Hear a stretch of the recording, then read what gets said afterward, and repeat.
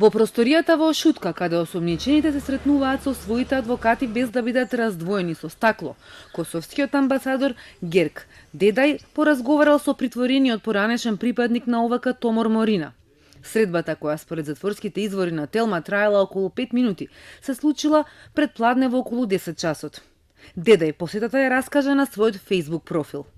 Им се заблагодаруваме на институциите на Република Северна Македонија, управата на притворот Шутка во Скопје за нивниот коректен третман, што ја овозможи нашата посета на поранешниот војник на ОВК Томор Морина, предходно приведен од македонските власти. Томор е добро, смирен се чувствува целосно невин, достоинствен и оптимист, чекајќи ослободување, бидејќи правдата е на негова страна и очекуваме тој да се врати кај семејството и во Косово. Неговиот адвокат, кој денува е недостапен на телефон, минатата недела рече дека побарал Морина да биде пуштен на слобода.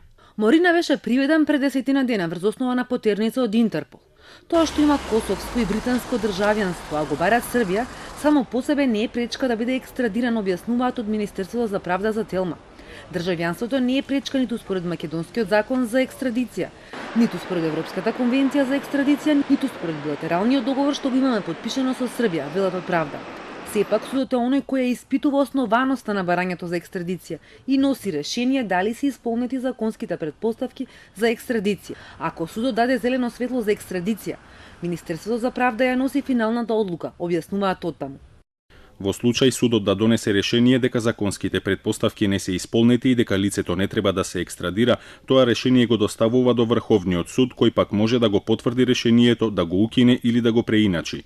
Доколку го потврди, решението станува правосилно и лицето се ослободува. Таквото решение се доставува до Министерството за правда, врз основа на кое се подготвува решение со кое не се дозволува екстрадиција. Одлуката ќе биде донесена исклучиво врз основа на домашното и меѓународното право, уверуваат од Министерството, а токму на тоа ги советуваат и експертите.